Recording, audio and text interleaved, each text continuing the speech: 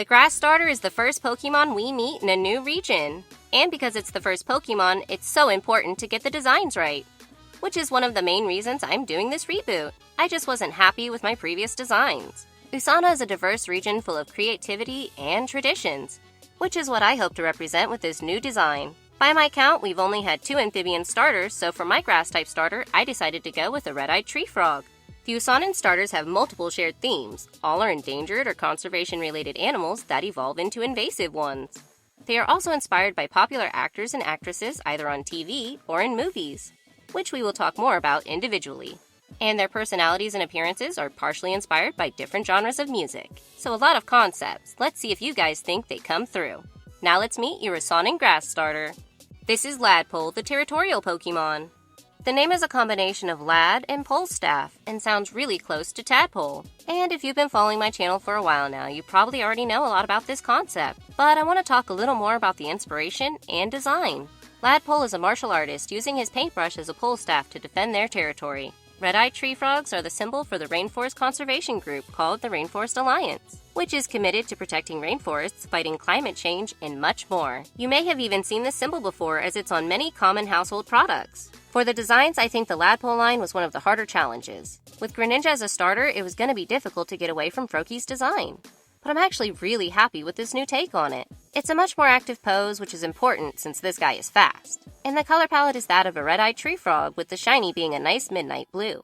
The next evolution is probably the one I changed the least, but is still an improvement.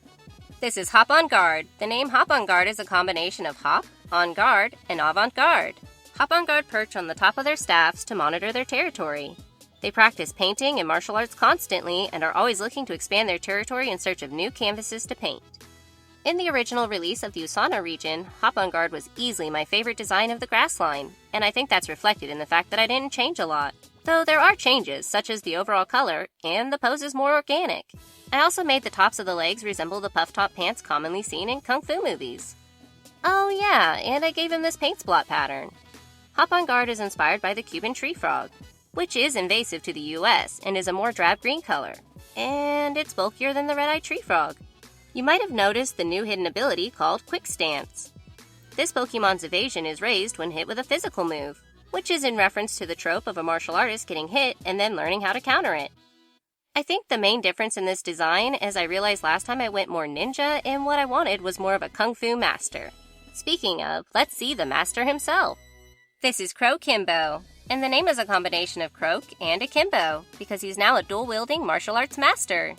The inspiration for this evolution is the same, being Bruce Lee, who's one of my favorite martial artists and is the star of many iconic kung fu movies. In the previous attempt for this Pokemon, I had designed it being patterned to look like Bruce Lee's iconic yellow jumpsuit. And though I still like the idea, it just looks too close to a ninja's outfit. And with Greninja, an established starter, it was just too similar. So instead, I decided to go with the less iconic but more commonly worn gi, which is the style of clothing worn by most practitioners of the martial arts. I honestly feel like this design is a major improvement on my previous one and better represents the concept I was going for. But I want to know your thoughts. Are you picking Ladpole as your starter? Let me know in the comments below.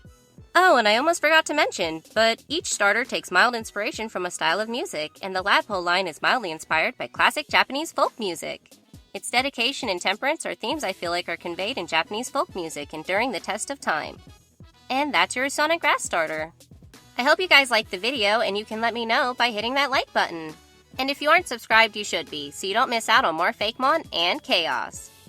If everything goes to plan, I'm releasing all 3 starters in the same day, so why not go and check out the other 2 as well? I've got lots more planned for this region, so I hope you'll follow me on this journey of Usana.